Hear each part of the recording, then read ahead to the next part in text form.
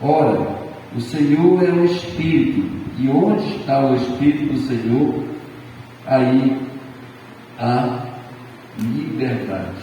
Pai amado, nós te agradecemos pela leitura da tua palavra, Senhor. Fica conosco, nos abençoa e nos ensina esta noite através do teu Espírito Santo. Amém.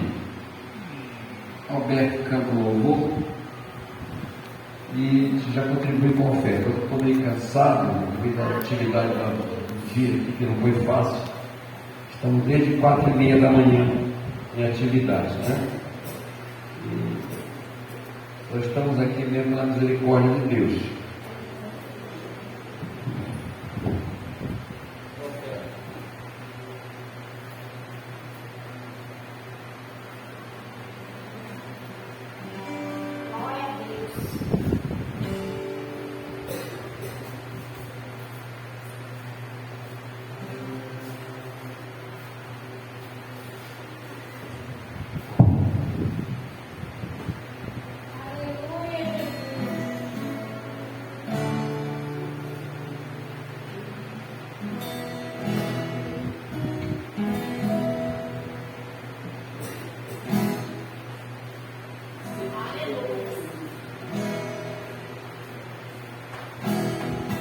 Sempre que eu leio a mensagem de Cristo, eu fico a pensar com grande esplendor no privilégio que muitos tiveram de ter o eterno bem juntinho a mim. Eu também queria a mesma alegria de ver o bem perto, bem juntinho a mim.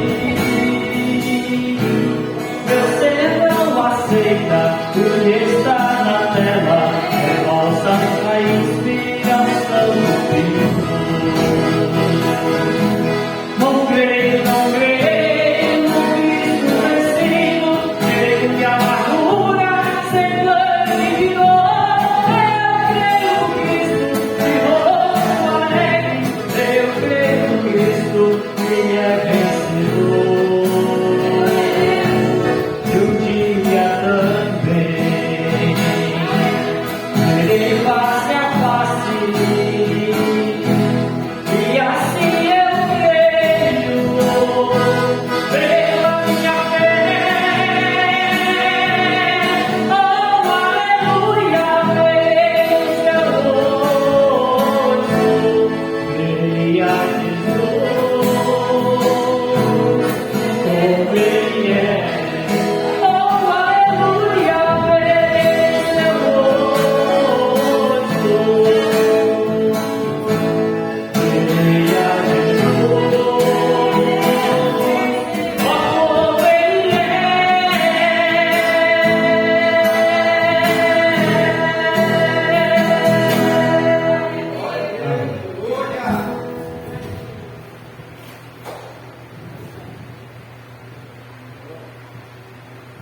Glória a Deus, aleluia. Saúde, amada igreja do Pai Senhor. Maravilhoso Deus, eterno Pai celestial, nesse momento, Senhor da glória, aqui te apresento, Pai amado, as ofertas que estão contribuindo para a tua casa. Te apresento, Senhor amado, teus filhos que contribuíram. Deus amado, Deus santo, aqueles que não contribuíram, Pai, que o Senhor venha abençoar da mesma forma, Santo Deus de Israel. Vai repreendendo todo o mal, Santo Deus. Vai tirando, Senhor amado, daquilo que não te agrada, da vida dos teus filhos. Vai repreendendo, Senhor amado, e vai abençoando grandiosamente em nome de Jesus. Amém. Em nome de Jesus. Meus amados, vamos por alguns minutos meditar na palavra de Deus. Quando nós lemos esse trecho que Paulo escreve à igreja de Corinto, nós passamos a conhecer mais um pouco sobre liberdade. Liberdade é algo que deve fazer parte da nossa vida. no sentido espiritual, no sentido cristão, e no sentido também que nós podemos ser não reprimido por liturgia, mas com a sabedoria do Espírito Santo nós agirmos. Quando Paulo escreve esta carta à igreja de Corinto, ele tinha como intenção corrigir alguns que ainda tinham prática religiosa no tempo de Moisés. Quando era para fazer qualquer tipo de leitura dos 10 mandamentos, qualquer tipo de intervenção relacionada a Deus, tinha que se colocar um véu, e este véu era basicamente uma separação entre Deus e o homem. Entenda que a Bíblia diz-nos que quando Jesus Cristo expirou na cruz do Calvário, esse dito véu ficava no templo, sem ninguém movimentar ele, sem ninguém ter nenhuma iniciativa, ele rasgou. Aconteceram alguns fenômenos quando Jesus Cristo morreu, foram fenômenos espontâneos, claro, né? Não foi provocado por ninguém. E um dos fenômenos foi esse: o véu, como se fosse uma grande cortina, era como se fosse uma separação entre Deus e o homem, o pecado do homem e a santidade de Deus. E quando Jesus dá o grado na cruz, está consumado, esse véu simplesmente rasga. Acaba a separação, acaba o obstáculo, acaba aquela dificuldade que se tinha, né, para poder ter acesso. Então, isso passou-se a ser chamado de liberdade. O véu do templo, quando rasgou lá no dia da morte do Senhor, queria nos dizer também que a antiga aliança de Moisés, aqueles mandamentos recebidos lá no monte, né, que era lido em toda a liturgia, na antiga aliança, no tempo de Moisés, no tempo do véu, toda a leitura que era feita era esses 10 mandamentos. Seria culto que nem, vamos dizer que fosse hoje o culto da velha aliança. O véu estava aqui, e a leitura que era feita era os 10 mandamentos: não furtarás, não matarás, não darás falso testemunho, etc. Né? E só que tinha alguém ainda lá na igreja cristã que mudou a prática da liturgia, na igreja de Jesus, que mudou a prática, né? Porque entende-se que Jesus começa uma nova era, a era da graça, a era da liberdade. Não era preciso mais ter véu, não era preciso ter mais algumas amarras que significavam falta de liberdade. Quando Jesus morre, ele promove uma mudança. E o versículo 16 que nós lemos aqui no texto diz: quando, porém, algum deles se converte ao Senhor, o véu lhe é retirado. Né? Então, esse véu, ele passa a não existir mais. Entenda que no Velho Testamento, entenda que na Antiga Aliança existia um véu. Tem igreja por aí, Alberto deve conhecer, que é rodada, né? Tem igreja do véu, mas dá onde esse véu lá? Né? Pois é. Mas isso, conforme aqui a Bíblia, acabou com a morte de Jesus, até porque diz que o véu rasgou-se de alto a baixo, significando que não era preciso mais de véu. Né? E a partir daí, o que é que passa a existir então? Passa a existir a liberdade de nós servirmos e adorarmos o Senhor, né? E nessa liberdade, a gente passa a confiar, a usar o Espírito de Deus como o patrocinador, o autor, o condutor da nossa liberdade.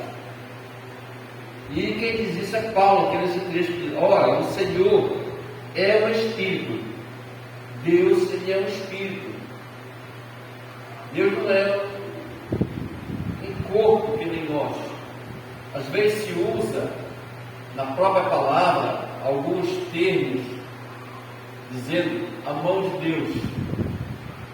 É uma figura de linguagem para a gente entender à luz da Escritura como Deus quer agir. As mãos do Senhor não estão encolhidas. É uma figura de linguagem, porque Deus é Espírito. Deus não tem forma humana.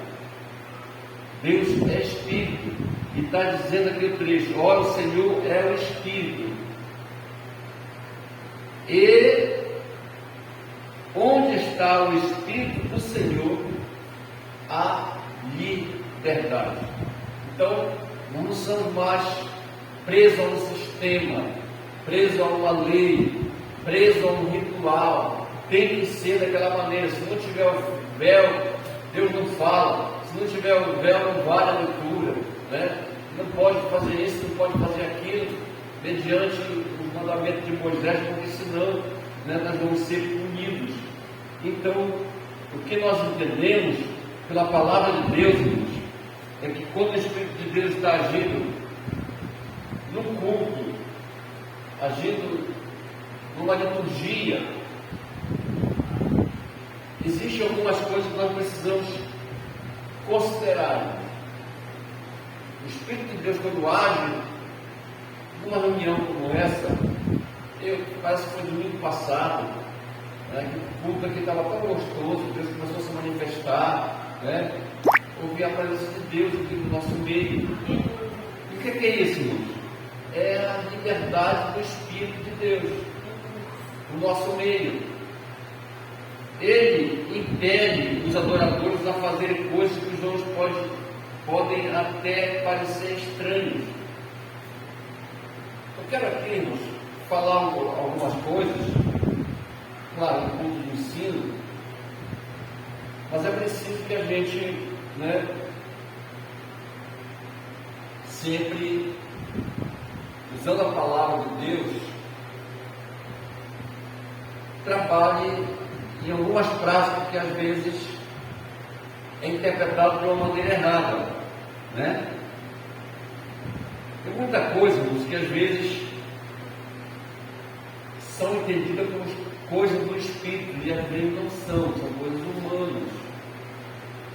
Antes de entrar aqui no assunto de liberdade, deixa eu compartilhar um pouco sobre isso, porque a liberdade que é falada aqui não é liberdade no sentido de a gente fazer meninice, fazer estrepulia, usar coisa fora do comum, né? Se vê na internet por aí, o irmão cheio do Espírito subindo na coluna do peito, como se estivesse subindo num palco seco, né? Está alegre, ninguém vai discordar disso, mas que existe uma certa falta de controle, existe a falta de domínio próprio. A própria Bíblia diz que nós temos que ter os dons de Deus, e um dos dons que nós temos que ter é domínio próprio. Também nós enchemos tanta alegria do Espírito Santo e dá vontade de fazer algumas coisas realmente, né?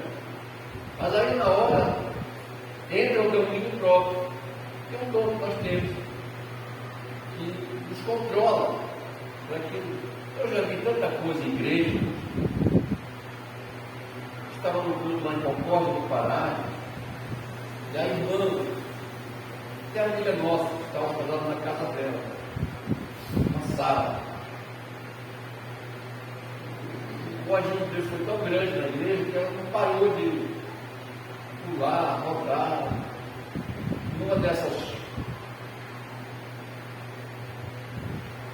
atitudes que ela teve, ela caiu. Quando caiu, ela quebrou 2 costelas. Né? Foi no hospital. Aí pergunta-se, mas ela não estava cheia de Espírito Santo?